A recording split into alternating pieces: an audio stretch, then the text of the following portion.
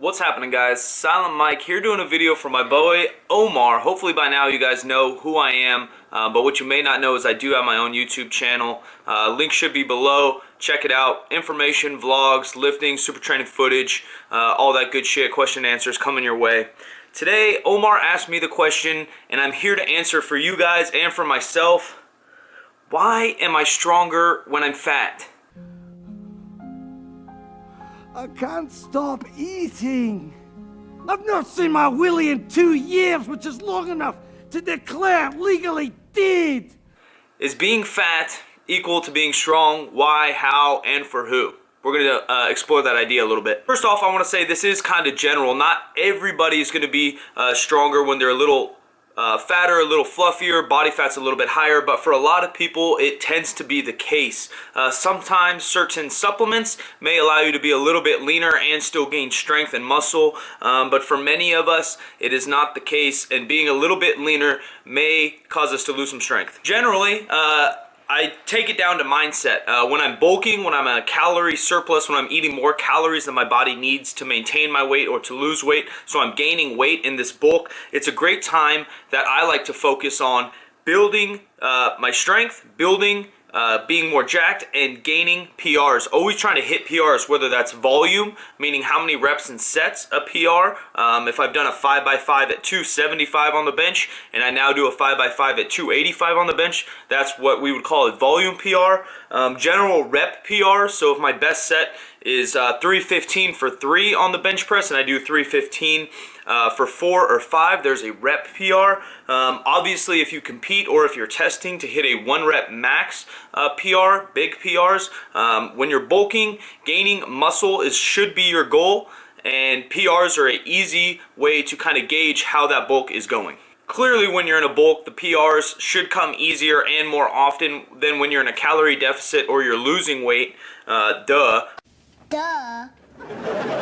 But there's a lot of reasons behind this. Number one, I would say, is just general recovery. The more food you get to eat, if you're eating in excess, you get more food than you need to recover, and you'll be recovering better and faster. That may seem so simple, but we get a lot of questions about that. How do I maintain strength while I'm cutting? Or how do I gain strength in general? Well, if your general goal is just to gain strength, eating in a surplus has to be almost number one, as well as good sleep and decent programming.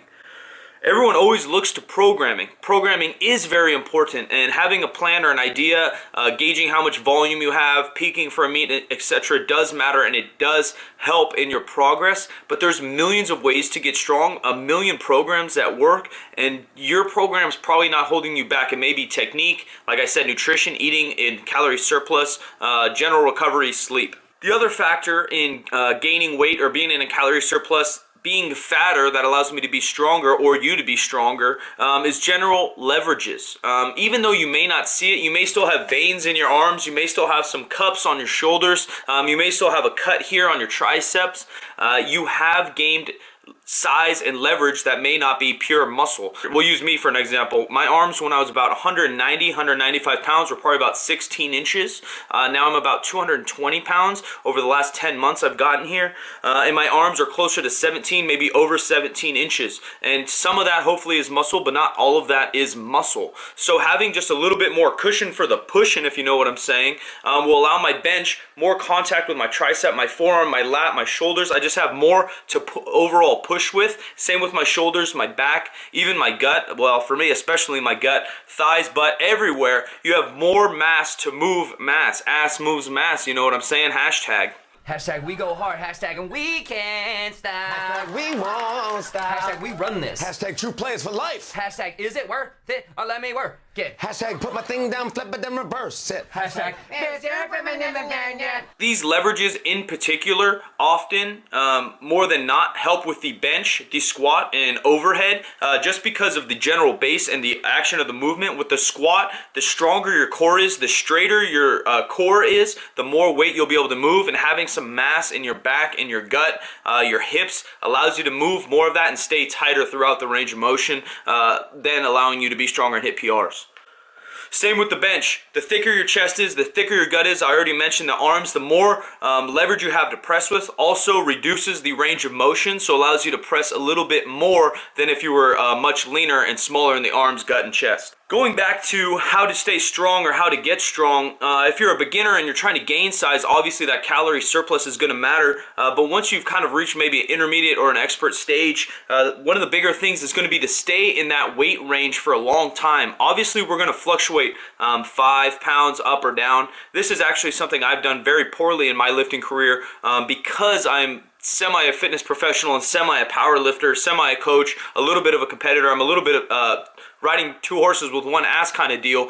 But if your main goal is strength, as I mentioned, calorie surplus, at bare minimum calorie maintenance or a very small surplus, eating just a little bit above what you need to maintain. So if you're staying at that body weight for a long time, your mind, your body, your leverages, your form, greasing that groove will all adjust to the leverages and body weight you are at, and you'll find what's optimal in your squat, bench, and deadlift, as well as being able to understand how much volume you can handle in your lifting. If you're constantly gaining weight or losing weight, the amount of volume recovery, obviously, I mentioned before, your leverages will change, and so your lifts will not be consistent. The best thing to get strong is consistency in every form.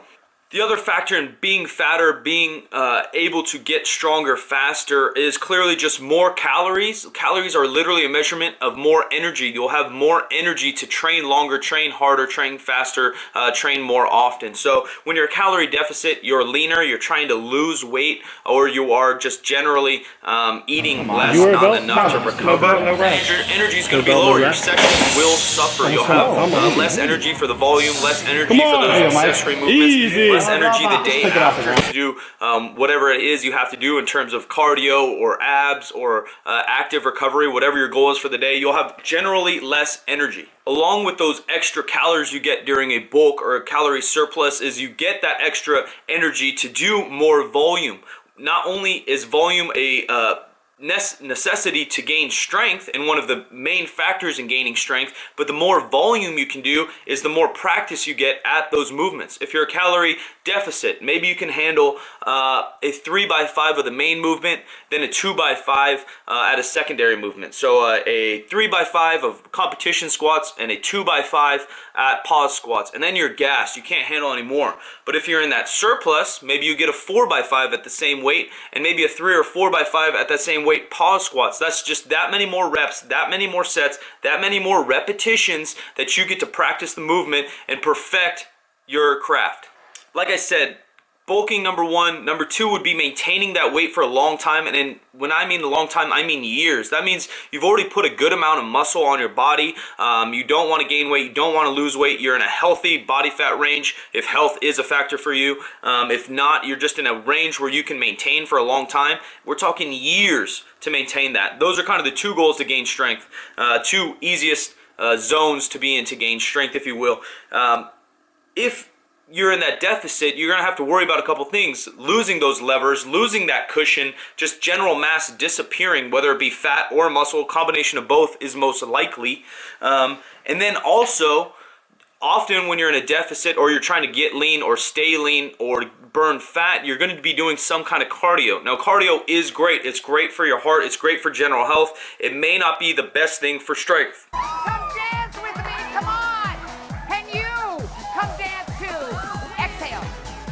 Some cardio you can get away with if you're in a calorie surplus and have no issues with your strength or training whatsoever. But if you're already in a calorie deficit, you're already training high volume, and then you're adding cardio in, what's going to happen is you just have a tank of recovery and a tank of energy. It's not energy over here for cardio, energy over here for training, energy over here for walking my dog, energy over here for homework, and energy over here for whatever else work, schoolwork, or whatever the hell you got going on. It's just one tank. So the more activity you add to that, the more stress you add to that, the more it takes away from that tank. So the more cardio, the calorie deficit, the stress at work, your dog ran away, and now all the volume, you're going to run out of recovery and run out of that gas tank. If you're not at that muscular body weight that you like and you think you can maintain for a long time, meaning years, I suggest blocking things out. Getting a long-term goal, whether it be a lifetime goal.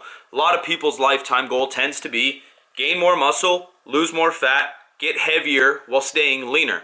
That's a great goal, whether it be for health, aesthetics, or for powerlifting and strength. If that is your goal, then you got to break things down into more of a medium-term goal, something like a year, 8 months, 6 months. Break it down into phases. Then into a short-term goal, whether that be powerlifting meet, whether that be a cut, whether it's dropping body fat, losing weight. Basically, don't ride one horse with two asses, or two horses with one ass. You can't do either of them, either way.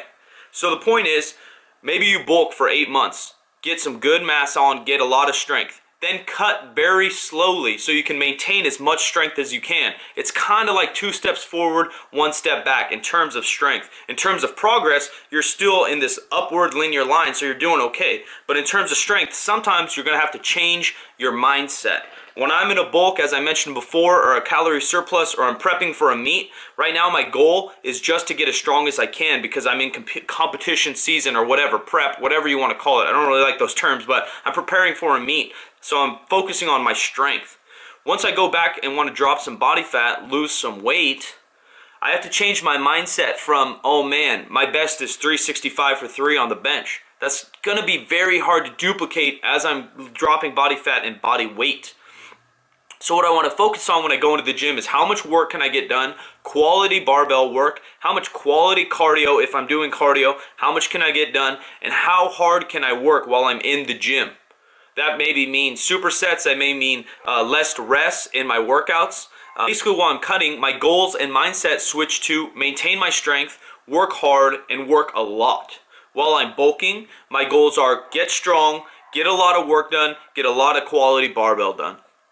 I hope that explains some of that to you guys, why you may be fatter, you may be stronger, and while you're skinny, you may be a weak little bitch. But remember, 2 steps forward, 1 step back, get a big plan, a life goal, break it down into maybe years, then months, and baby step your way there. It's a long process. I know it's cliche, but everyone says it's a marathon, not a sprint. You just got to figure out what direction you want, and if you're heading in that direction, you're heading in the right direction, even though progress may seem slow. That's it for me, guys. Silent Mike. Hope you guys check out my channel. Appreciate Omar for having me on. I'm out here. Thanks, guys.